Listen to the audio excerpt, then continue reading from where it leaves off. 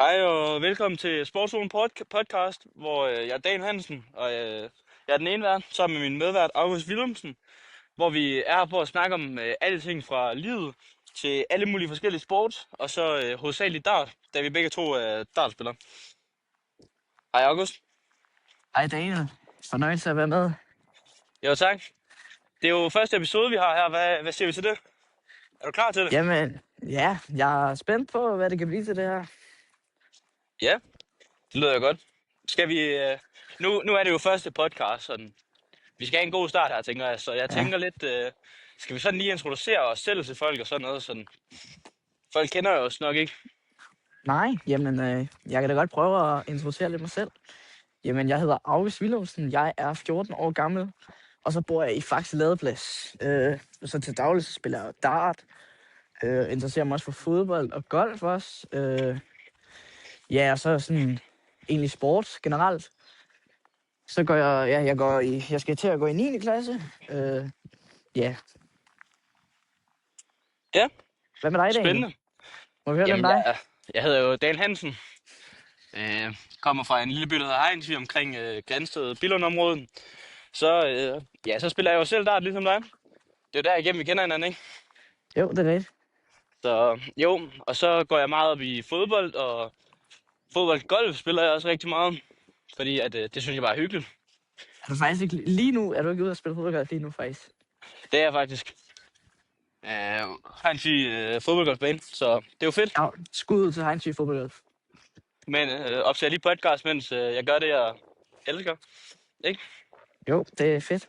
Men jo, så er jeg 17 år. Bliver 18 her lige om lidt i sommerferien. Så det er jo spændende, hvad jeg kommer til at opleve fremover. Så skal jeg til at gå i 2G her efter sommerferien. På en HHX-linje, hvor jeg har linjen innovation. Så det glæder jeg mig til. Ja. At prøve at gøre kræfter med 2G. Det er godt, Daniel. Og se, hvad det kan blive til, ikke? Så. Jo. Men Daniel, nu spiller vi jo dart, ikke? Altså, hvad er det bedste, du har opnået i dart? Og hvad det bedste jeg har opnået i dart? Det er jo et godt spørgsmål. Ja. Altså, vi har jo det her, vi kalder et IIC-stævne. Hvor det bliver afholdt i Danmark, og det bliver også afholdt i forskellige lande som Østrig og Ungarn og sådan nogle ting. Men et år blev det holdt i Danmark, hvor jeg ender med at få en anden plads i vores holdturnering, der er en del af det her IIC-stævne, hvor vi er 3 personer på et hold. Hvad er det, der er specielt ved den holdturnering? Altså, Det er den måde, man spiller det på. Det er, at man er 3 på et hold, og så spiller man 2 singler, så spiller man en double, og så spiller man 2 singler igen. Og så er det ligesom først til 3 om, hvem der vinder sådan kampen. ja, det er nemlig meget sjovt at spille de her hold, for det er jo også lodtrækkende. Ja, det er jo på tværs af alle lande, hvor på det her tidspunkt trækker jeg en tysker, der hedder Miriam Mundt, og en østrig, der hedder Adriano. Var det ikke mig? Du slog simpelthen der? Jo, jeg slår vist dit hold ud i semifinalen, hvilket gør, at vi kommer til finalen. Og så i finalen der, det er, at man skal spille alle 5 sæt. Og vi starter rimelig hurtigt med at komme bagud 3-0, så allerede der er den tabt. Men så ender vi faktisk med at vinde de 2 sidste singler. Så vi taber faktisk kun 3-2 i alt, selvom vi havde tabt efter de 3 første. Okay. Nå, det er fedt. Hvad med dig, Mini? Jeg ved jo, nu kender jeg dig jo, så jeg ved jo godt, der er lige en ting, der har været her for lidt siden. Ja, jamen, lad os tale om det. Altså, jeg er jo lige blevet Danmarksmester i juniorrækken. Det er du jo. Ja. Yeah. Og til folk, der ikke lige spiller dart, sådan, hvad er juniorrækken egentlig? Jamen, det er for drenge og piger under 18 år, der spiller dart. Så har vi ligesom vores egen række, hvor vi alle sammen spiller mod hinanden i hold, dobbelt og single. Og så har vi også vores kørende juniorrunder, hvor det er, vi spiller i første, anden og tredje divisioner. Og det er så 4 gange om året. Men altså, okay, jeg ved godt, at vi begge to spiller dart. Men også lige her til dem, der ikke sådan rigtig spiller dart. Hvorfor er det, at man har opdelt juniorerne og seniorerne?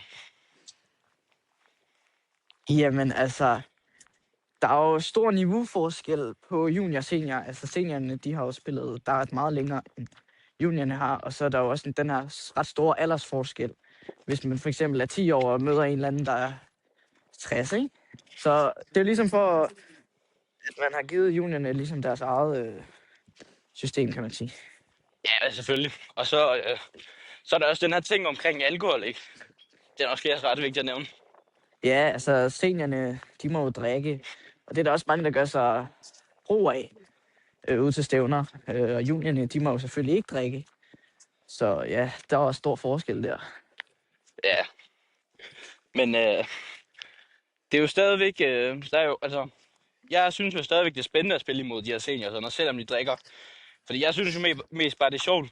Men jeg kan jo godt forstå, hvorfor sådan en 10-årig dreng, der lige er begyndt at spille, måske skal møde sådan en fuld 60-årig gammel mand, der bare spiller for sjov og vil drikke og sådan noget. Så. Ja. Men ja, nok Men om jo, mig selv. men nej, vi skal lige snakke om din DM-titel, Skal vi det? tænker jeg. Jeg er jo ikke så...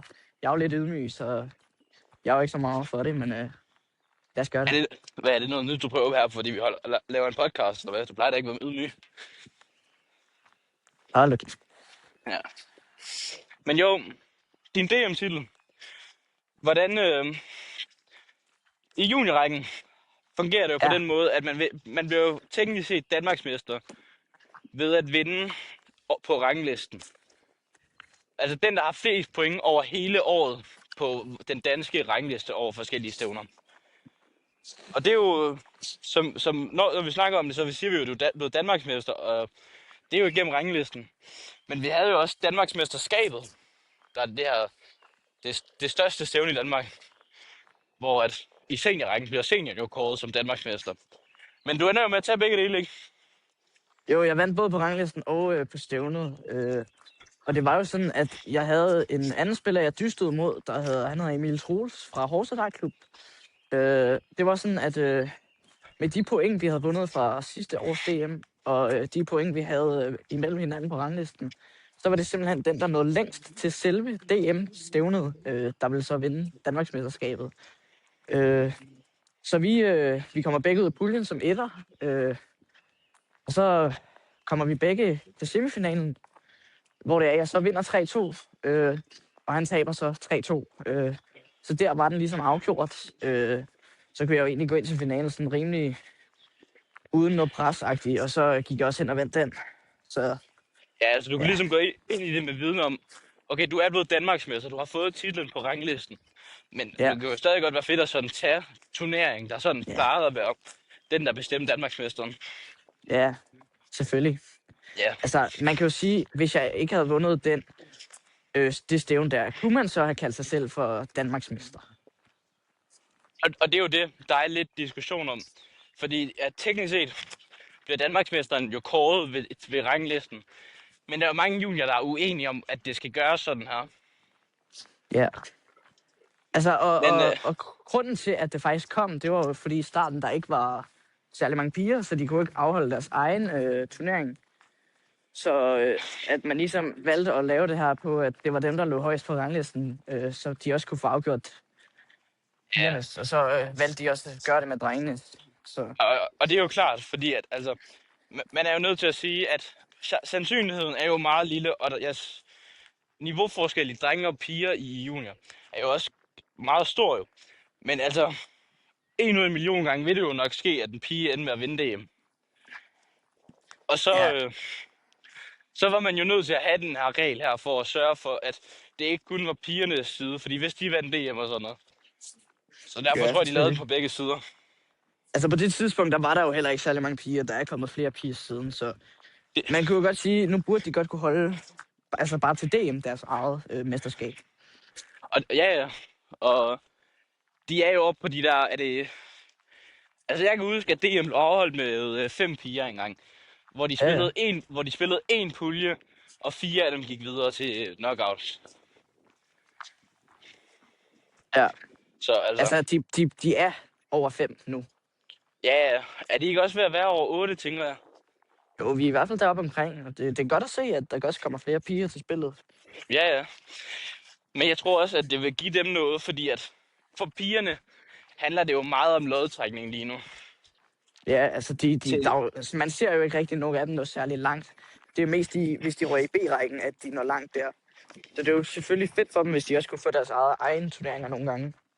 Ja, fordi at sådan, altså hvis der skal afgøres på, på ranglisten, så kan man jo sige, at der godt kan være meget held involveret over hele året. Fordi at hvis du bliver ved med at få en god lodtrækning, der gør, at du kommer længere end de andre, hvor de andre møder jo tidligere Danmarksmester og sådan noget, og folk, der skal se EM hele tiden, Ja, så bliver det bare svært for de andre jo. det er jo heller ikke super fedt, ligesom at møde de her rigtig gode drenge hver gang, og bare blive smadret 3-0 hver gang. Nej, fordi som sagt, så er niveauforskellen bare rimelig stor. Ja, der er meget stor forskel, men altså... EM nævnte du. Der er EM i næste uge for juniorer. Ja. Skal vi ikke lave en lille optag til det? Jo, det tænker jeg. Og jeg er jo så heldig at sidde i studie med en, der skal til det jo. Ja. Jeg skal jo til EM her i næste uge, hvor jeg rejser med 5 andre unge danske talenter. Ja, dartspillere og talenter, hvad kan man sige. Ja. Til Irland, i Limerick i Irland, hvor det er, der bliver afholdt EM. Og jeg mener, det er omkring 27 lande, der er med dernede, i hvert fald i drengerækken. Ja, det er jo rimelig fint repræsenteret, må man sige. Ja, der er rigtig mange lande med over. Jeg tjekker lige hurtigt i rækken. Men nu kommer det jo EM, og sådan, det kan jo måske godt være, at Danmark skal med.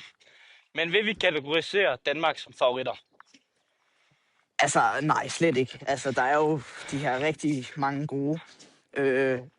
For eksempel verdensranglistens nummer 1 i både herre- og juniorrækken, Mitchell Lawry, som jo simpelthen bare er vanvittig god.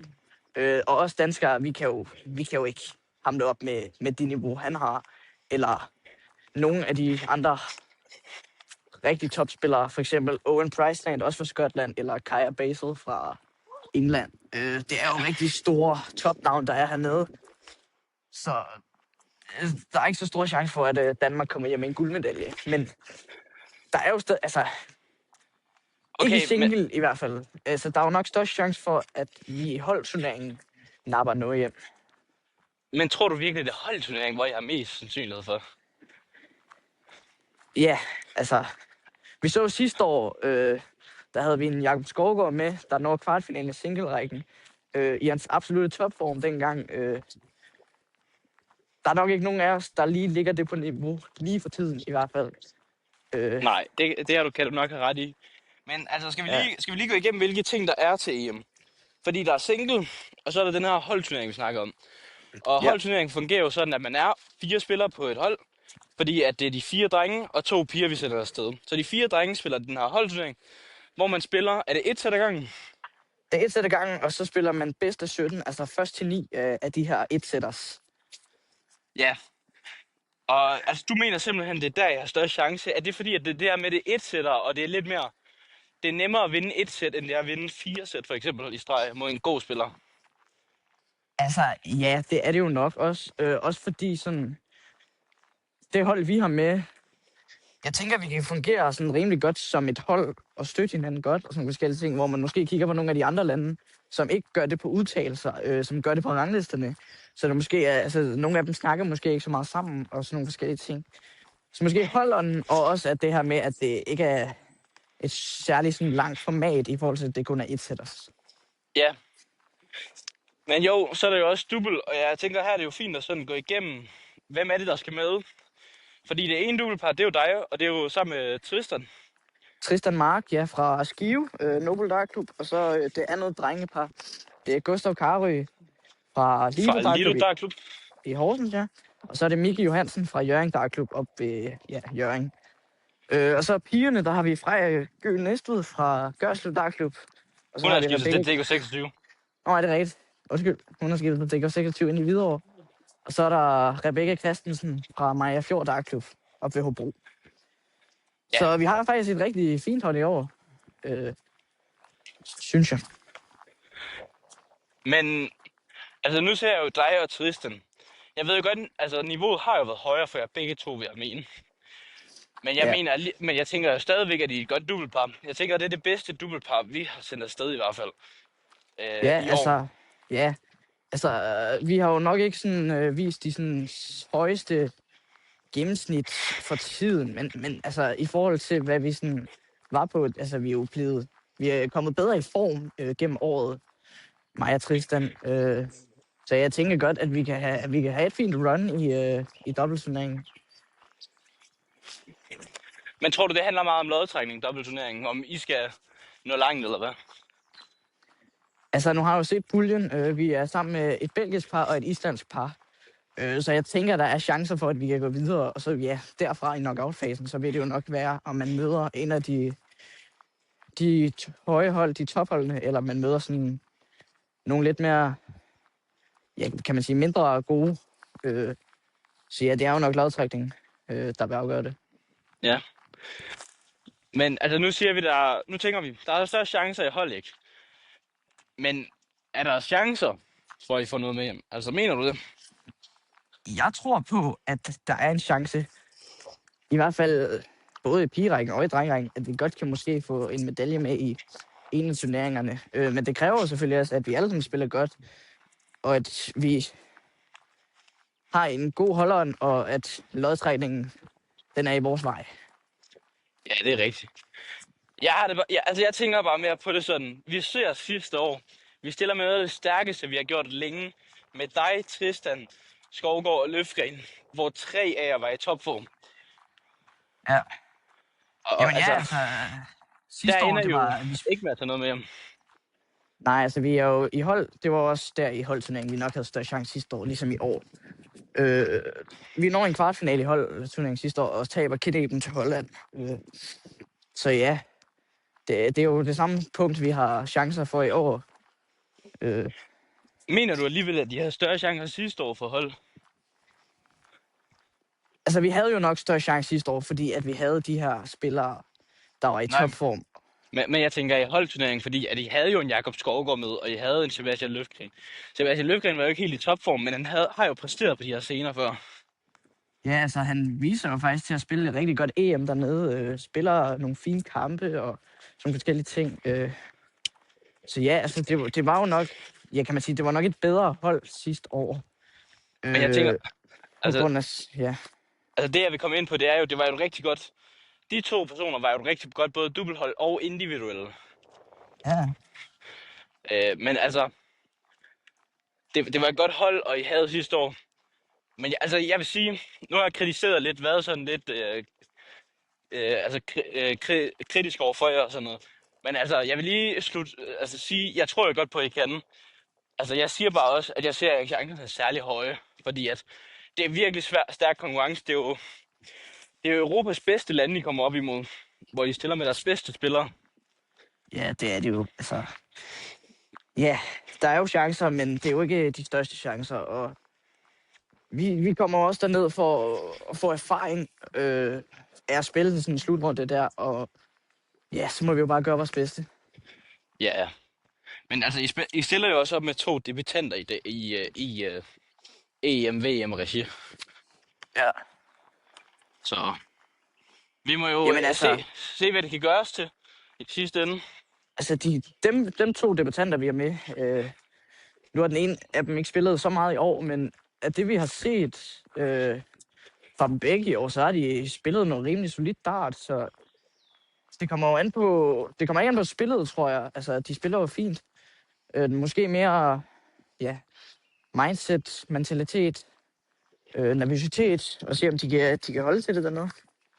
Ja.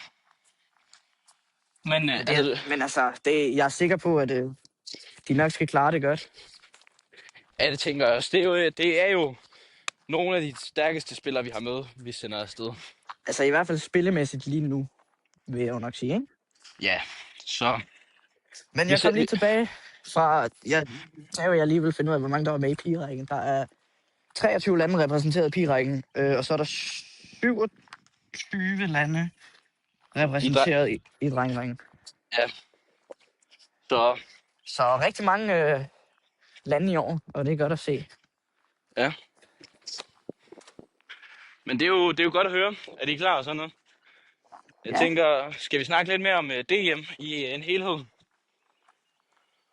jamen lad os gøre det. Ja, så altså, jeg tænker, skal vi gå lidt igennem seniorrækkerne? Hvem der vinder de forskellige steder der? Det synes jeg, vi skal gøre. Skal vi tage fra kvartfinalerne op? Ja, det kan vi godt. Skal vi starte Vi med kan, herren? vi kan starte med herrene. I herrene, der har vi i kvartfinalen, første kamp i kvartfinalen, der har vi Andreas Nielsen fra Holbæk Dartcenter og Jan Görges fra, jeg mener, han spiller i Randers. Ja, han spiller i Randers Dartklub. Ja, der vinder Andreas Nielsen 4-3. Ja, Og han var faktisk bagud 3-2. Og har også forstået, at Jan Görges, han har misset en hel del matchstarts. ja, Hvor Andreas Nielsen, han så tager advantage, kan man sige, hvis man bruger det engelsk ord, over at han misser de her matchstarts, og så vinder kampen til 3-2. det er jo det, der er med der. Det handler om den sidste pil, den skal ind. Ja, og det er jo de her dobler, der ligesom afgør meget. Men hvis jeg lige siger, der snit, Andreas Nielsen ligger på 72,5, og Jan Görges ligger på 75,5. Så det er jo ikke de vanvittige højeste snit, vi har i den her kamp. Der har måske også været lidt naver på, når vi også ser, at der er misset en masse matchstarts. Men altså, det er jo også stort. Handler om at komme i en semifinal til DM, ikke? Ja, men Jan Görges var jo også forsvarende mester. Ja, han har faktisk vundet DM 2 gange, så han har jo stået i de her situationer før, men det var bare ikke lige den her gang, at det lykkedes. Nej. Vi tager Den næste semifinal. Hvem skulle Andreas møde i semien? Han skulle møde vinderen af den næste kvartfinale, jeg kommer ind på, som er Brian Lykken og Simon Bak. Ja. Brian Lykken, han vinder 4-2. Ja. Brian Lykken snitter 73, og Simon Bak 72. Så igen, det er jo ikke det vanvittigt højeste niveau, meget stabilt niveau. Så ikke sådan lige det vanvittigste dart her. Men til gengæld så i næste kvartfinale, der har vi noget sådan rimelig solidt dart. Vi har Michael Hansen mod Tony Sørensen. Og 2 rigtig gode spillere her også. Der har vi Michael Hansen, der vinder 4-1. Ja, og det er jo Michael Hansen. Han er en meget stabil spiller på DK26. Han spiller bare meget stabilt i sit spil og sådan noget. Så... Ja, jeg havde faktisk fornøjelsen af at spille mod ham her i går. Der var Super 16-kvalifikation op i Køge Dartklub. Jeg fik fornøjelsen af at møde ham. Han banker mig lige 6-0 med et snit på 92. Jeg ligger selv på 71, men der var ikke den store chance mod det, han leverede der. Nej. Han er rigtig godt spillende for tiden, og vinder også begge turneringer, der var oppe i Køge i går. Ja. Men han vandt 4-1 med et snit på 83,5 mod Tony Sørensen, der snitter 76,5. Og Tony Sørensen vinder jo Old Boys dagen før. Ja, det gjorde han. Så det er også en... Dagen efter. Og dagen efter. Jeg glemte lige singler først. Og det er jo, hvilket også er imponerende jo. Han kan jo godt vise sig frem, Tony. Ja, han er begyndt at spille på et rimelig solidt niveau igen her efter en lille downperiode. Ja. Så det er godt at se. Så den næste semifinale. Ja, den næste kvartfinale. Og semifinale. Jamen, jeg mente, hvem skal i semifinalen? Ja, det er jo så vinderen af Benjamin Dro Reus og Flemming Hansen. Ja. Benjamin, der spiller i Slangerup, og Flemming, der spiller i DK26. Her vinder Benjamin sikkert 4-0 og snitter 79, og Flemming ned på 71. Så en rimelig sikker sejr til Benjamin her, der bare kører den hjem. 4-0. Og ikke det rigtig store pres fra Flemming. Nej. Så når vi... Ja. Så er det jo semifinalerne, siger vi. Det er Andreas imod Brian Lykken. Ja. Hvad siger vi til den kamp? Jamen, det var jo oppe på scenen hen i Kongrescenteret, de fik lov at spille. Vi er jo begyndt på scenekampene nu, hvor der også er kommentator på og sådan noget. Ja, sådan rimelig stort. Også med publikum og sådan noget. Så lidt mere pres på, måske også streamet og sådan noget. Der var jo god faninteraktion ude fra publikum, synes jeg. Folk var med, og folk hæppede og sådan noget. Jeg synes, det var et godt event, der blev afholdt nede i Kongrescenteret for semifinalerne frem. Det var det helt sikkert. Det var godt lavet af DBU og Kongrescenteret og DMU'en Herning, ikke? Men lad os komme til semifinalerne. Første semifinale, det var Brian Lykken mod Andreas Nielsen. Her vinder Brian Lykken 6-3, og de snitter begge to 78. Så det er jo ikke fordi, at scenen har gjort, at de har været sygt dårlige. Altså, det har jo været sådan et rimelig stabilt niveau på 78 her. Jeg går ind og kigger på dartsen lige nu. Det højeste sæt, der er, det er en 22 darter, og det laveste sæt, der er, det er så en 15 darter. Så alt Det er imellem også 15 til 22 dart, det er jo sådan et rimelig stabilt niveau. Også godt niveau. Det må man sige. Ja, så har vi anden semifinal. Det er Benjamin Dro Reus mod Michael Hansen. Og Benjamin, han vinder 6-2. Storsejr her med et snit på 84. Og Michael Hansen ligger på 78. Så ja, rigtig solidt spil her af Benjamin. Det må man sige. Altså Benjamin, tidligere turkarte indehaver jo. Jeg har spillet på PDC-scenerne og har fået rigtig meget erfaring derigennem. Hvilket også, altså, man kan jo sige, at han har spillet på nogle af de rigtig store scener, så en DM-scene er måske ikke det største, han har stået på, kan man sige. Nej, men altså, han bruger jo bare den erfaring, han har fået, og spiller, altså, det er jo stadig en scene. Ja, det er jo helt klart, der er jo stadig pres på, det er jo Danmarksmestertitlen, de er i gang med at spille om at komme i finalen til. Og få jeg ved også, Benjamin, han vil rigtig gerne vinde den her titel, han vil gerne have en DM-titel. Også fordi han er jo så god, altså, det må vi bare sige, han er så god. Det er han har været, han har været turkort uden, som vi nævner. Nej, præcis. Nå, men ja. Finalen, Benjamin Dro Reus, Brian Lykken. Ja. Den sad jeg selv og så hjemme på en af mine venners værelser. Jeg var over Bo med, da jeg var derovre. Det var altså en vanvittig kamp at kigge på. Her var jeg jo begyndt at kommentere kampene på YouTube, som stadig kan findes derinde. Så jeg så den helt tæt på live og sådan noget. Det var jo en helt sindssyg kamp, det her, vi havde med at gøre. Jamen, altså, kan du huske noget fra den, eller? Altså, meget tæt kamp. De starter begge to ud med at holde udlæggende. Og så lige pludselig begynder de at bryde hinanden. Benjamin vinder 2 sæt i streg, og Brian vinder 2 sæt i streg og sådan noget. Og de ender jo faktisk ud i sidste afgørende, hvor Benjamin Reus, han ender jo med at have udlæg og laver en 12-darter for at vinde kampen.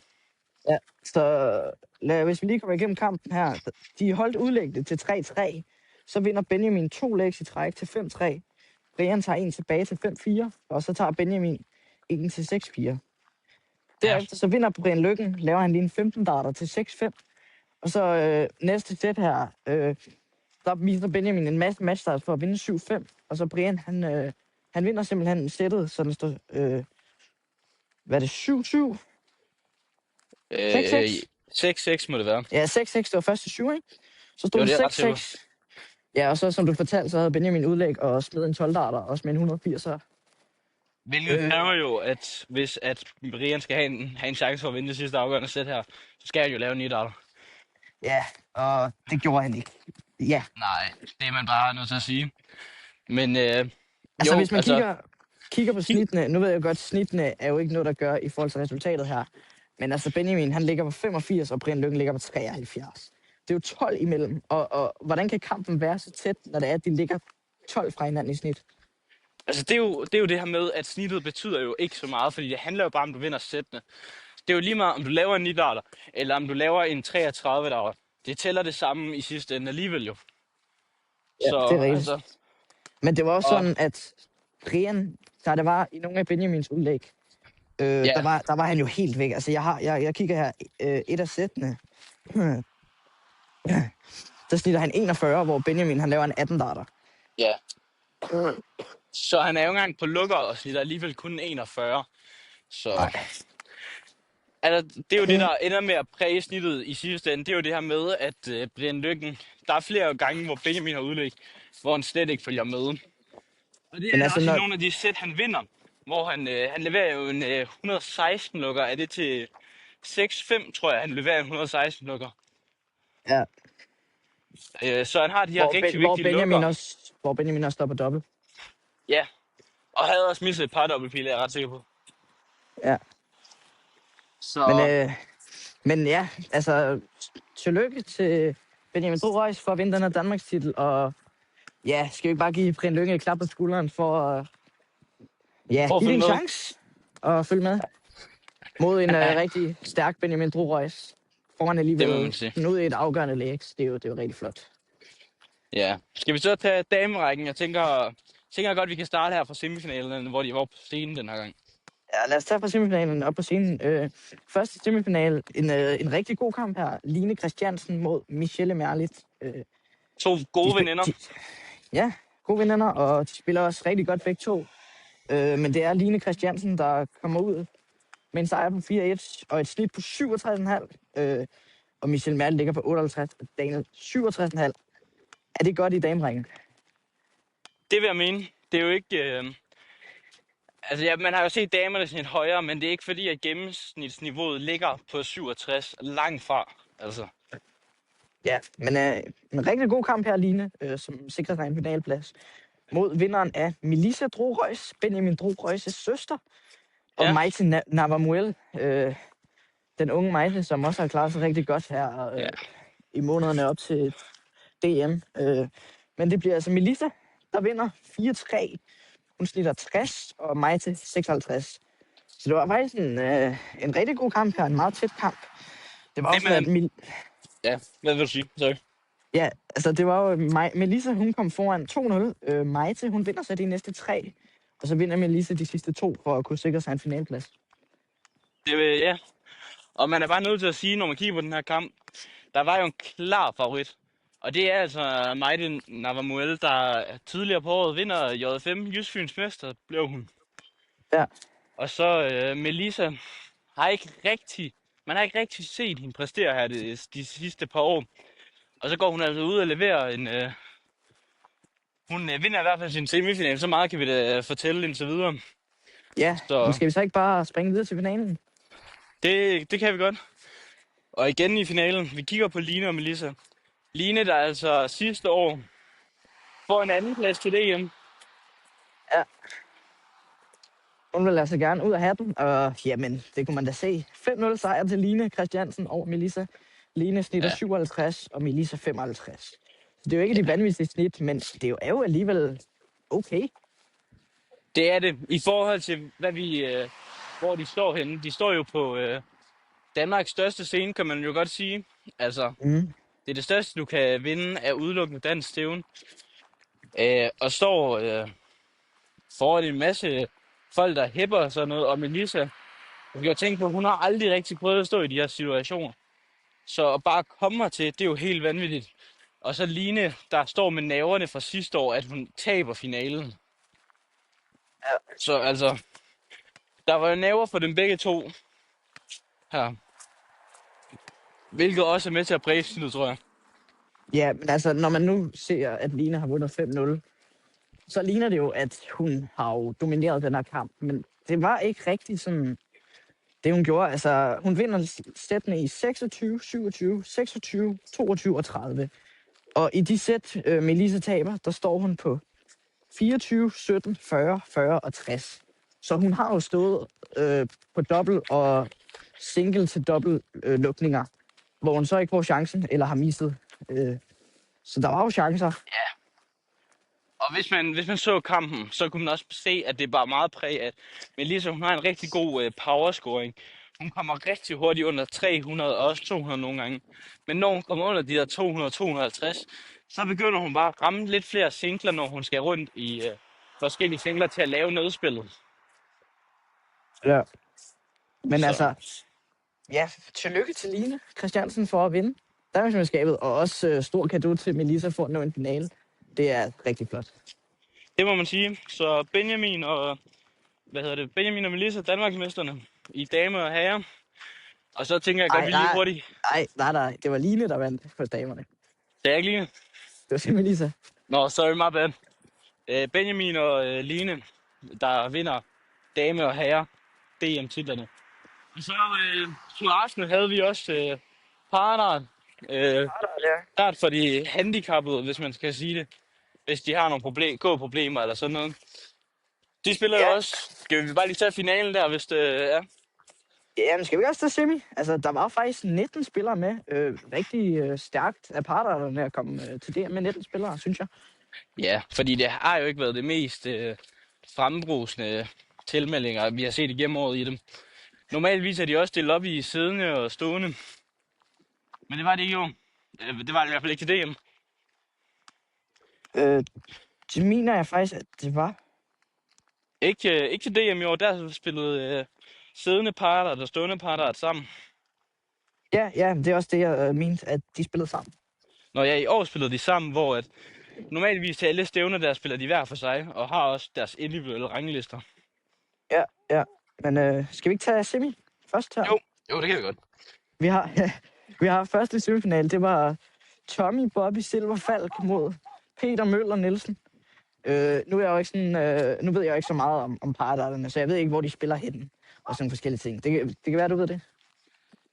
Jeg tror, at Tommy, at det er den gyldne pil, han spiller i. Ja? Jeg har ikke lige helt styr på Anders. Var det det, du sagde? Nej, Peter Møller Nielsen. Peter. Nå, sorry. Ja. Men ja, Men, ja, den bliver...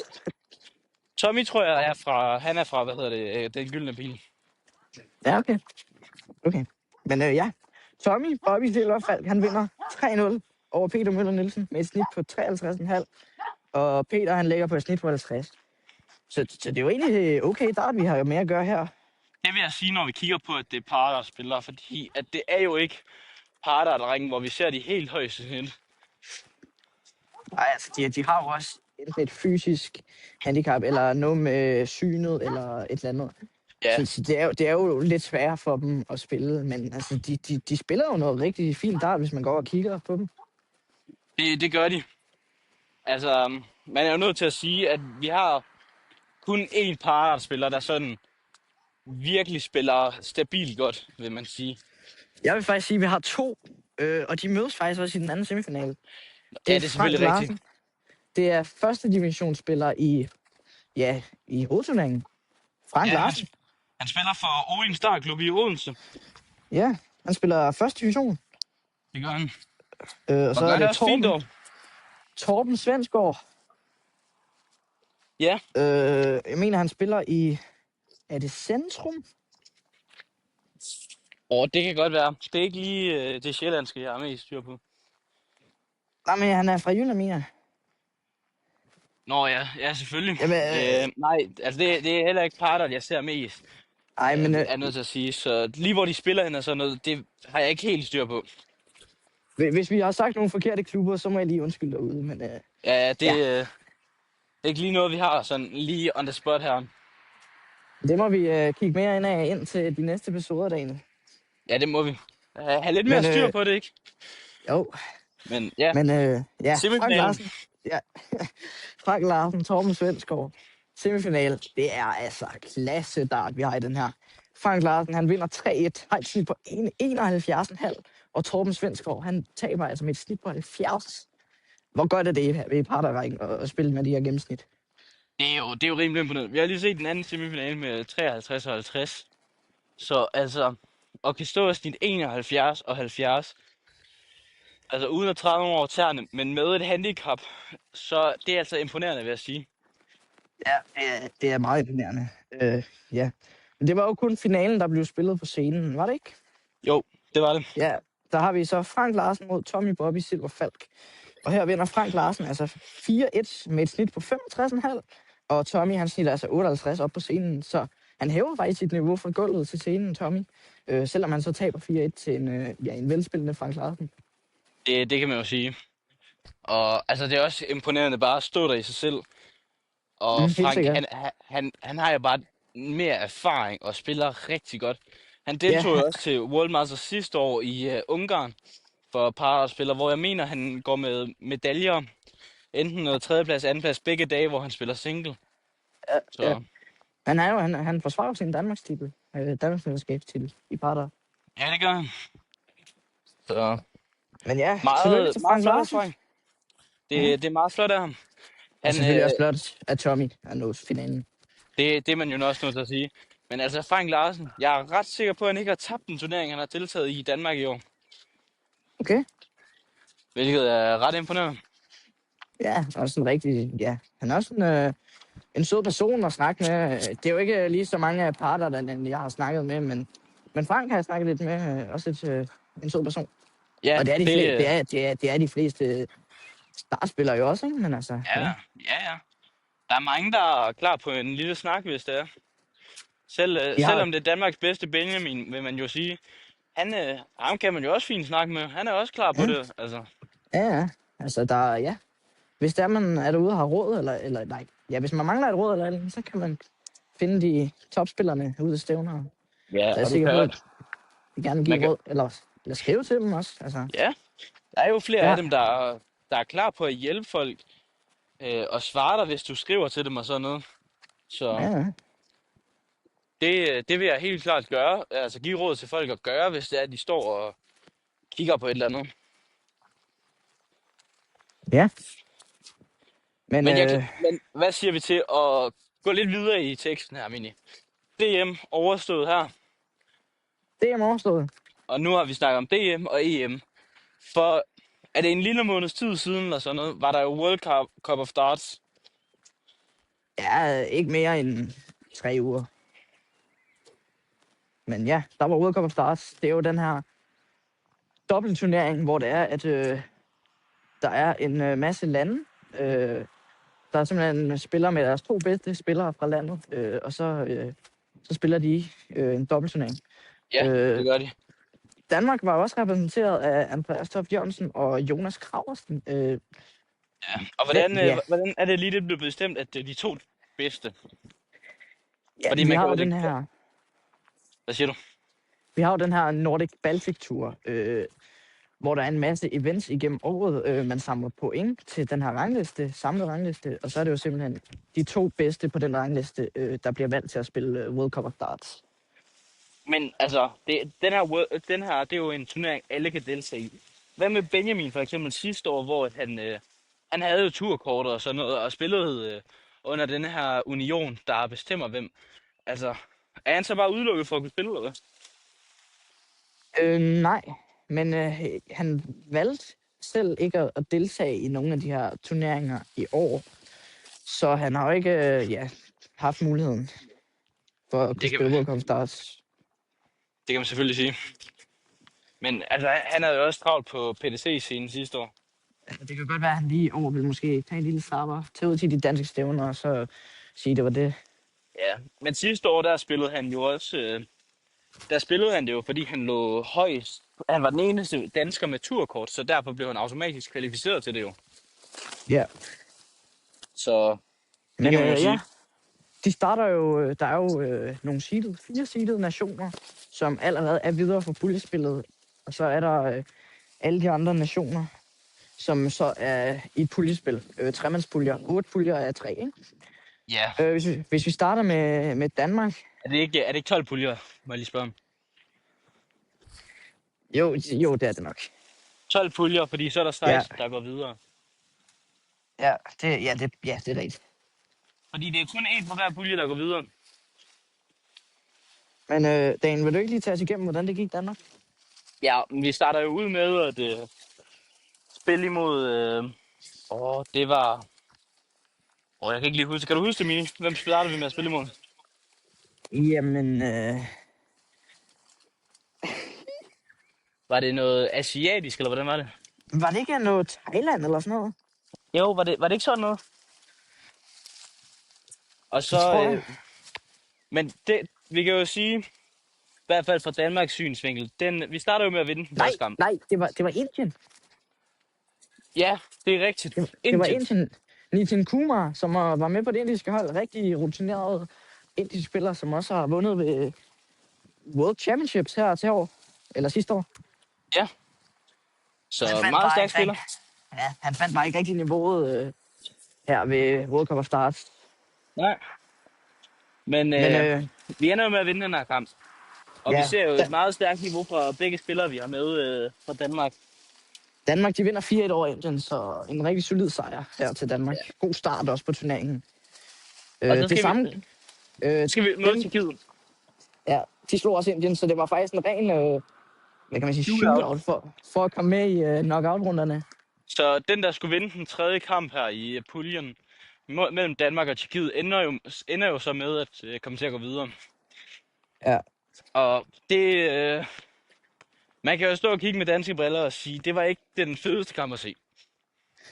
Nej, altså vores 2 spillere, de gjorde deres bedste, og de ramte ikke rigtig lige deres topniveau, begge to i den kamp, så de ender jo med at tabe 4-1. Ja, Men når det så er sagt, så står de også på en rigtig stor scene foran flere tusinde publikum, ikke?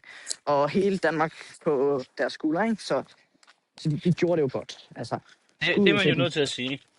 Og vinde den første imod Indien, og så tabe til... Jeg gætter på, at Tjekkiet var lige seedet. Ja, de var seedet. Der var jo der var 4 af dem, der var seedet 1-4, de var jo allerede videre, og så var der seedet fra 5 til 16, ikke? Ja, der så er første seedet i de forskellige puljer, så de ikke kunne møde hinanden. Og i vores pulje var det jo Tjekkiet, vi ender med at rykke i gruppe med, som vi desværre taber her i kampen. Så vi ryger i puljen. Lidt uheldigt og sådan noget, men man må bare gøre det bedre næste år. Er det ikke sådan, man siger? Jo, altså... Ja, det kan man jo godt sige. Men ja, skal vi gå videre til knockout-kampene? Ja, lad os det. Skal vi ikke bare tage det fra en ende af? Altså, tænker du at gå igennem hele kampen, alle kampe, eller hvad? Ja, det synes jeg. Vi skal da nævne dem, der også er gået videre fra puljerne som et år. Det kan vi godt. Så lad os starte fra den ende. Vi starter i 8. Jeg tager bare resultaterne nu.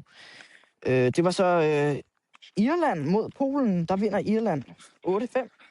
Ja. Så havde vi en gyserkamp mellem vores baltiske venner, Letland, der møder Frankrig. Og den vinder Letland, altså 8-7. Så rigtig flot resultat af letterne, Martas Rasmer og Velders Melderis. Ja, og det er jo vigtigt at nævne, lige før vi går alt for langt, at sættene er jo steget nu.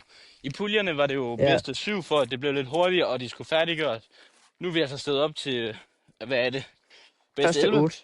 Bedste 15. Bedste 15. Ja. Og det er lidt længere format, vi spiller nu. Ja, så har vi en af dem, der var seedet videre for gruppen, som ikke skulle spille. De slår altså vores norske venner med 8-0. Skotland. Skotland mod Norge. Ja, og Skotland, der jo har et meget stærkt hold her. Ja, Gary Anderson, Cameron Menzies spiller begge to rigtig godt deroppe. Så ja, ikke så meget at gøre der for vores norske venner. Tror du, nu har vi snakket om Mitchell Løje lidt tidligere i dag. Tror vi, at vi ser Mitchell Løje spille med en af de 2 stjerner der senere om et par år? Altså, jeg tror, der er en god chance for det. Men nu skal vi heller ikke lægge meget pres på den her unge mands skuldre. Han skal jo bare nyde, at han spiller så godt, og at han kan vinde alle de her stævner. Og så er det jo nok ikke noget, der sker sådan... Hvis han kommer på turen her om et par år, så er det jo nok ikke noget, der sker med det samme. Han skal jo først lige op og komme over de 2 bedste skottere på ranglisten, ikke? Så det kan man jo sige. Jeg tror, vi ser det på et tidspunkt, men nok ikke lige inden for det næste år. Men man kan jo... Altså, Mitchell Løje, det kan godt være, at vi ikke skal lægge pres på ham selv, men han har jo selv udtalt på et tidspunkt, at en af hans største drømme, det er at spille World Cup med Gary Anderson. Han er jo kæmpe Gary-fan. Ja, det er han. Men han har jo også udtalt, der er jo nogen, der spørger ham, er du den næste Lew Littler? Så siger han, nej, jeg er den næste Mitchell Løje. Hvad det her mindset, han har, altså, hvad er det? Han har selvtilliden til at sige, at han er den bedste, uanset hvad det er, han står og spiller. Om det er herre, eller om det er junior, eller om han står og spiller noget helt tredje. Han er den bedste, vil jeg mene. Og som vi kan se på statistikkerne og sådan noget, han ligger 1 på herreranglisten, 1 på juniorranglisten. Han er den bedste, vi ser af WDF-spillere lige nu. Ja, det kan man jo godt sige. Og der er også nogen, der kigger på statistikker og sådan noget, og siger, at Mitchell Løje, han har faktisk et højere niveau, end Lew Littler havde, dengang han spillede på det her. Så det var spændende at se, hvad han kan tage det til. For jeg er sikker på, at vi ser ham med turkort om et par år. Ja, helt sikkert. Næste kamp, der har vi Wales, som ikke har Gavin Price med i år. Det var altså et hold, der bestod af Johnny Clayton og Nick Kenny, som møder USA, som gik videre fra gruppen som 1 år. Wales, de vinder 8-5. Men altså, er Wales svækket af, at Gavin Price ikke er med her i år? Altså, det er jo, hvordan du kigger på det, fordi Gavin Price, han er jo skåret tilbage på det der med at juble rigtig meget, men det har han jo gjort rigtig mange gange. Og det er jo ikke altid, jeg så det som en fordel, selvom at modstanderne godt kunne blive irriteret over det. Ja, men altså, i forhold til spil, altså, er Gervin Price bedre end Nick Kinney? Det vil jeg jo faktisk stadigvæk mene, han er. Ja. Så det er altså, hvis Gervin Price var med, tror du så, at Wales... Altså, havde du så haft dem som favoritter? Jeg havde ikke haft dem som favoritter uanset hvad. Og det er jo med at gøre, at vi har et England-hold næste år, lige på et tidspunkt, der har første seedet, eller etter på PDC-ranglisten og toer på PDC-ranglisten. Ja, men den kommer vi ind på senere, ikke? Men ja. Og det er nemlig det. Men i og med, at de to er der, vil jeg aldrig kunne sætte andre som favoritter. Nej. Men ja. Næste kamp, der har vi altså en gyser med de forsvarende vinder af Nordirland, som også var sige videre for gruppen. Det er altså Josh Rock, Daryl Gurney, vinderparet fra sidste år. De møder altså Belgien. En ikke så godt spillende Dimitri Vandenberg, og så en Mike de Dækker, som fandt et rigtig højt niveau her til World Cup. Nordirland, de ender altså med at tage den 8-7. Så det var altså nå af en gyser. Ja, kommer jeg ud i det sidste og sådan noget, så det kan man jo sige. Ja. Så har vi... Bare gå videre. Ja, så har vi værtsnationen Tyskland, der møder dem, der slog Danmark ud. Det var altså tjekkerne. Hvad siger vi til, at Tyskland er værtsnationen? Ja, altså det er de jo hvert år, så de har jo en hel crowd bag sig, kan man sige. Der vil være mange forskellige meninger om det. Altså, for eksempel en Luke Littler. Ja, nu afslører jeg det, men altså, han spiller jo for England, ikke? Han havde jo at spille i Tyskland. Han tager jo aldrig til de her Europatours, der er i Tyskland. Nej, det er jo... Man har jo ikke set ham tage til Tyskland efter, at der skete en scene, hvor alle fans nærmest buede af ham i Tyskland. Har man ikke set ham nede siden, så... Fansene i Tyskland er ikke så vilde med ham. Og altså, det er han jo også selv med til at gøre lidt nogle gange, vil jeg mene. Måden han agerer sig på og sådan noget. Så... Men altså, det vi ser med Ricardo Petrescu for eksempel, han er sådan en stærk spiller, når han har publikum med. Knap så stærk, når han ikke har publikum med. Ja, men altså en spiller, der har dårligt med noget, der Titis også, Petrescu. Så det var faktisk rigtig godt at se ham lidt væk fra de her Datitis, og så med hans gamle kast tilbage. Ja, man så det ikke så meget under World Cup. Nej. Så det var fedt at se igen. Men ja, til resultatet. Tyskland, de vinder altså 8-6 mod tjekkerne, og spiller sig videre til kvartfinalerne. Og det er man jo altid glad for at se, efter de slår en ud. Ja, det kan man godt sige. Men tror du, at hvis vores danske venner, Andreas og Jonas, de har gået videre, tror du, de har haft en chance mod tyskerne? Chance, det vil jeg mene, de havde. Stor chance? Nej. Fordi altså, Ricardo Petrescu og Tyskland generelt, vil jeg bare sige, har jo et rigtig stærkt hold med publikum med sig bag sig og sådan noget. Så jeg tror uanset hvad, havde det blevet en svær kamp for Danmark. Og Tyskland havde fået en nem lodtrækning, om det havde været Indien, Danmark eller Tjekkiet. Ja, men altså siden der er blevet lavet de her ændringer i World Cup Stars, med at man spiller den her dobbeltturnering og de her puljer fra start, så er det jo ikke, det er jo kun én gang, vi har været videre for gruppen. Det var jo dengang med Benjamin Drohøjs og Vladimir Andersen, som blev videre for gruppen dengang. Men vi har jo ikke set det siden. Altså, der er vi jo røget i puljerne de sidste gange også. Det er vi jo. Vi håber jo på at se dem videre på et tidspunkt. Det bedste Danmark har gjort, det mener jeg, det er en kvartfinale eller top 16. Ja. Og en af de to ting, og jeg tror det er top 16, det har vi gjort 3 gange. Det er det bedste, vi har gjort til World Cup. Ja. Så det jeg håber på, det er, at vi ser Benjamin lidt med ud til Nordic Baltic og prøve at kvalificere sig. Og at han skal spille sammen med Andreas Toft for eksempel. Tror jeg, vi begynder at se... Fordi Andreas Toft har jo også erfaring, og Benjamin har jo proto-erfaring, så... Ja, og det er jo det, vi har jo ikke set dem spille sammen endnu. Nej, men jeg håber på at se dem på et tidspunkt. Jeg tror, det vil være et rigtig godt makkerpar. Ja, helt sikkert. Men så har vi, dem du havde som favoritter. England, Luke Humphries, Luke Littler. Ja. 2 stærkeste spillere, vi ser på dartdelen lige nu. Uanset hvor vi kigger henad. Det kan man jo godt sige, altså. Men de møder altså et rigtig stærkt Spanien-hold. Vi har altså en Justicia, som tidligere også har spillet på Pro-turen. Og så har vi altså en virkelig stærk Crystal Race, som er kommet tilbage. Et vanvittigt comeback. Altså, hvor god er ham her, Race? Altså, det er jo ikke en, man rigtig har hørt så meget om. Han har jo engang spillet på turen også, og så haft nogle år, hvor han ikke har været med, og så kommer han tilbage her og har spillet virkelig stærkt. Altså, kvalificeret sig til næsten hver Europatur. Og også noget rimelig langt i nogle af dem. Altså, hvad siger det? Er det 7 år siden, han spillede sidst, hvor han havde turkortet? Ja, det er det jo nok. Så har han nok bare virkelig trænet siden. Yeah. Han spiller vanvittigt. Han bar også det her Spanien-hold i mange af kampene. Det er man bare nødt til at sige. En spiller, der er kommet tilbage på turene, og får faktisk lavet 9 der i år. Ja, men altså, han spiller bare så stabil. Altså, det er vanvittigt at se på. Det er også en af mine favoritspillere. Altså, han er bare så likeable. Ja, det er han faktisk. Jeg kan også meget godt lide ham. Håber på at se lidt mere til ham næste år. Det kan være, at han vil med på podcasten en dag. Ja, jeg tror, vi skal drømme videre, Mini. Nå, ja. England-Spanien. 8-5 til England. Altså, de giver dem jo en god kamp, Spanien. Det er jo ikke England, der vinder som sikkert. Ja, 8-0. Whitewash, som man kalder det jo. Det er jo 8-5, ikke? Det er en tæt kamp, men ja. Englænderne er jo bare stærkere til sidst. Ja, og sådan er det jo bare. Det er lidt stærkt hold.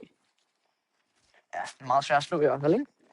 Nå, sidste kamp i 16. eller 8. finalen, der har vi altså vores svenske venner, Jeffrey de Graaf, Oskar Lukasiak, og Holland, Michael van Gerwen. Og ja. Ja, var det Jens Fien? Ja. Hvem var det, du sagde Holland med igen? De er med Sverige. Ja, Sverige. Ja. Vores nordiske brødre, ikke? Som man kan kalde dem. Ja, vores nabovenner. Ja. Men de giver dem altså kamp til stregen Sverige. 8-6 til Holland. Det var altså en rigtig god kamp. Det var godt at se Oskar Lukasiak komme i form igen i den kamp. En spiller, han har ikke spillet sådan sindssygt godt, men alligevel godt nok til at komme med. Ikke? Men altså, i den her kamp, han lukker 155, og han spiller til tider bedre end hans makker de Graaf. Hvor det var måske ham, der holdt lidt ind i kampen nogle gange, Lukasiak. Så det var godt at se. Ja. Og sådan er det jo nogle gange. Det er jo ikke altid, at det er det helt store navn, der kommer til at vise sig mest frem. Man kan vel også sige, at det er måske lidt et lokalopgør mellem Jeffrey de Graaf og Holland. Tidligere Holland og de Graaf, men altså skiftet til Sverige. Ja, det kan man sige. Ja, så er vi nået til kvartfinalerne. Der har vi først Skotland mod Irland. Også et lille lokalopgør, kan man sige måske. Det kan man sige. Der er William O'Connor. Ja. Ja, William O'Connor, Mickey Mantle, som også lige er skiftet fra Nordirland til Irland for at kunne spille World Cup of Stars. Hvad tænker du om det? Jeg synes, det er lidt fejt bare at skifte nationalitet for at kunne få lov at spille det. Så. Yes. Det er jo det. Hvordan vil du have det, hvis Jeffrey de Graaf han skiftede til Danmark for at bare spille det? Altså, det vil ikke være fedt jo. Nej, slet ikke. Så. Og det er måske heller ikke en fan, der kigger på samme måde, fordi han er jo ikke original fra ens land jo. Men Skotland, Irland, den tager Gary Anderson og Cameron Menzies, altså 8-5. Og er videre til semifinalen. Ja. Og hvem skal de møde i semien, Mini? Jamen, de skal jo møde vinderen af England-Wales, og det bliver altså en gyser en kamp. Ja, jeg kan fandme godt huske den. Eller ikke sådan helt præcis, men jeg kan godt huske det, at man sidder og ser den, og det var bare spændende helt til det sidste, ikke?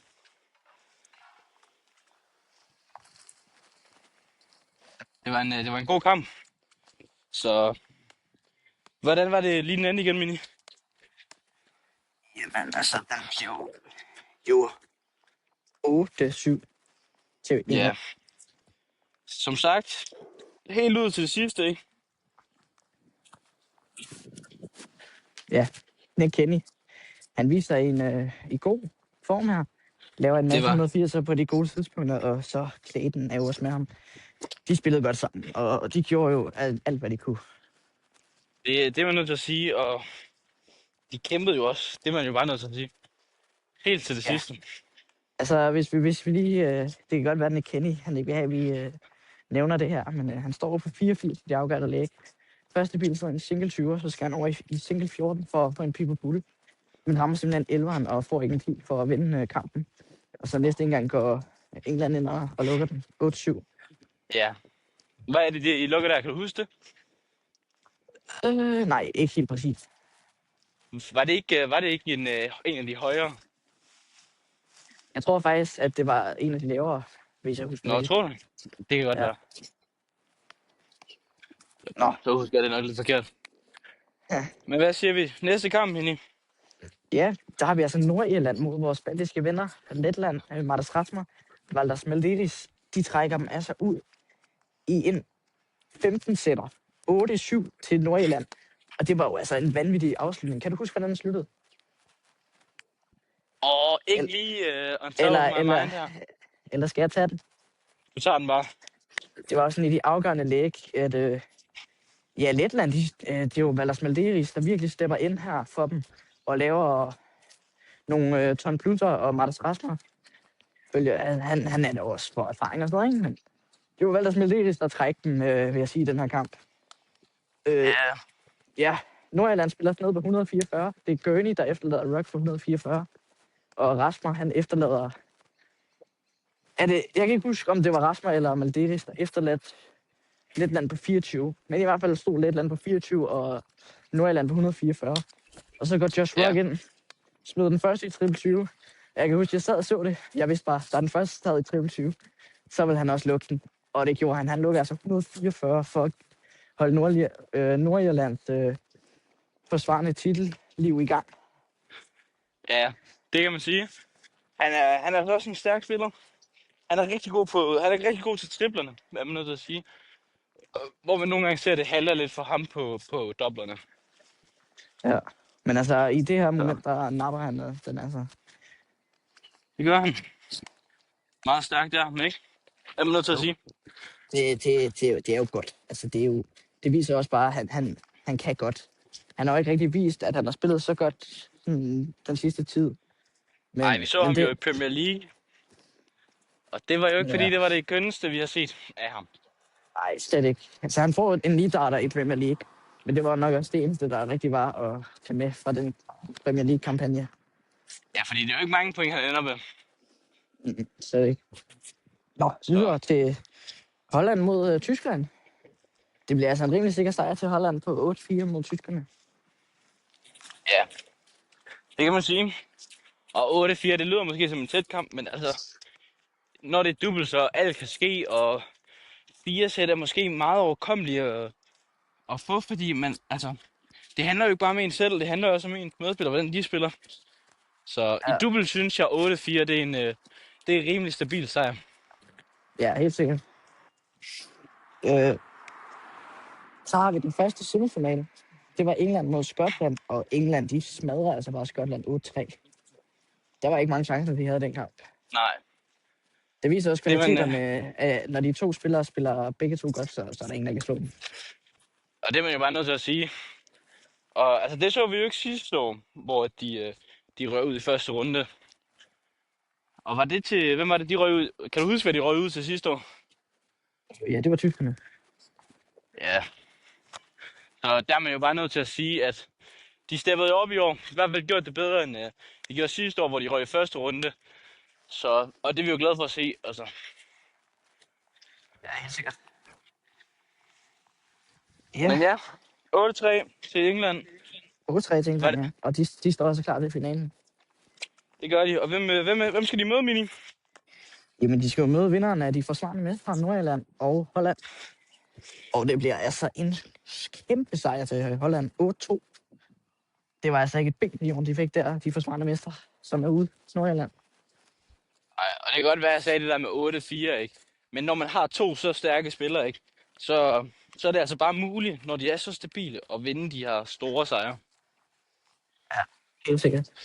Men ja, finalen, Mini. Men ja. England. Det er jo England mod Holland. Det er jo... Ja, det er jo en god kamp, kan man sige, ikke? Men ja, Gian Van Veen får ikke rigtig ramt så meget i den her finale. Og når det er Luke Little Humphries, du møder, så skal begge spillere fra det andet land altså ramme. Ja. Ja, det var første 10 i den her finale, og englænderne, de vinder altså 10-5 og kan kalde sig for World Cup of Darts Champions. Tillykke til England. Ja, det må jeg så sige. Tillykke til dem, ikke? Nu skal de prøve at forsvare den næste år. Muligvis med de to samme spillere, tænker man. Ja, men altså ja, der har været meget pres på dem, at de skulle vinde, kan man sige. Og de gjorde det. Men hvad siger vi sådan overall til turneringen? Hvad synes vi om den? Jamen, skal vi ikke starte med din mening, Daniel? Jeg synes jo, alt i alt, det var en rigtig god turnering. Ja, der var mange tætte kampe. Som egen fans perspektiv var det fedt at se Danmark vinde den første af deres 2 kampe. Det eneste var, at det var lidt ærgerligt at se, Tjekkiet slå Danmark ud. Men det er nok det eneste. Og så kan jeg jo nok også sige, at jeg havde måske håbet på nogle andre vinde. Men man er også bare nødt til at sige, at favoritterne vandt. Ja. Jamen, ja. Jeg, Der var ikke så meget at gøre. Når de begge to spiller godt, så ja, ligesom jeg sagde før, der er jo ikke nogen, der kan slå dem så. Ja, og det viser sig. jeg havde jo håbet på Skotland. Jeg er meget vild med Gary Anderson, når han spiller. Det kan jeg godt lide. Ikke den største fan af Cameron Menzies, men man må jo tage det med. Hvad med dig, Mini? Jeg er meget enig i det, du siger. Altså, det var en fed turnering at se. Alle kampe var fede. Der var mange tætte kampe. Der var også mange kampe, der ikke var tætte. Altså, især det er meget sjovt at se alle de her nye lande. Vi har jo, ja, Trinidad og Tobago var med, ikke? De vinder også en kamp mod letterne, som stadig går videre, ikke? Men det er jo fedt at se, når de her små lande også får succeser. Og også nogle af de her lande, der er med, som ikke går videre, som spiller noget rigtig godt dart, ikke? Så du TNT og Letlands kamp? Ja, det gør jeg. Det er lidt en... altså jo, de vinder kampen, men det er lidt sådan ikke den fedeste måde, de vinder den på. Fordi den er jo ude i, at den står 2-2. Og jeg tror også, at... Letland, de var foran. Var det 2-0 eller 2-1, de var foran? Og de ved, når de går ind til kampen. 3 sæt, og så er de videre fra puljen. Og du kan også se Letland, hvor meget de jubler der, hvor de står på 2-2 og får det 3. sæt. Og så går de jo bare helt kolde. Og så ender TNT som med at tage den her kamp her. Det var jo ikke godt spillet. Altså, de ligger jo meget lavt på snittet og sådan noget. Men altså, jeg jublede jo helt vildt meget, da det var, at TNT de vandt Trinidad og Tobago. Ja. Fordi det er jo godt for deres land, det er jo godt for de 2 spillere. Og det er jo bare fedt at se. Ja, jeg synes også, det var fedt at se en af de der helt små lande, TNT, som man, altså nærmest ikke er et land, man har hørt om før. Så det er også fedt at se dem gøre noget. Ja, generelt en fed turnering. Ja. Det må man så sige. Men skal vi wrap den op? World Cup of Dart? Jamen, det synes jeg. Hvad vil du... Jeg tænker, vi starter jo intro med at sige, at vi skal snakke om lidt andet sport også. Hvad tænker du, vi skal gå videre til? Jamen... Skal vi tage noget golf? Skal vi lige tage lidt golf? Altså, det er jo ikke så meget golf, der har været på sidste, men der har jo været den her US Open i golf, som spilles på de her... Nu må jeg lige udtale rigtigt. Shinnecock Hills, mener jeg, det var. Hvor jeg selv sad og så den sidste runde om, hvem der skulle vinde. Jeg interesserer mig også selv for golf, så ja. Det var altså... Skal vi bare tage en top 4? Ja, lad os tage top 4. Hvem slutter top 4 til US Open her?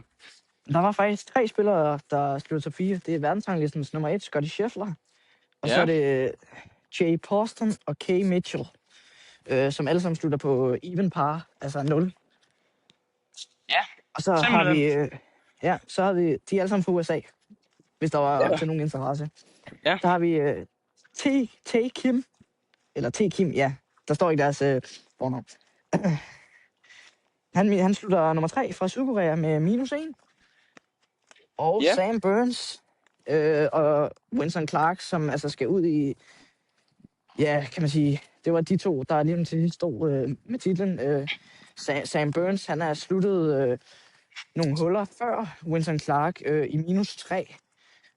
Så det stod sådan, at Winston Clark på de sidste huller, jeg mener, han bare skulle have en bogey og en par for at kalde sig vinder. Og det mener jeg altså, det han laver.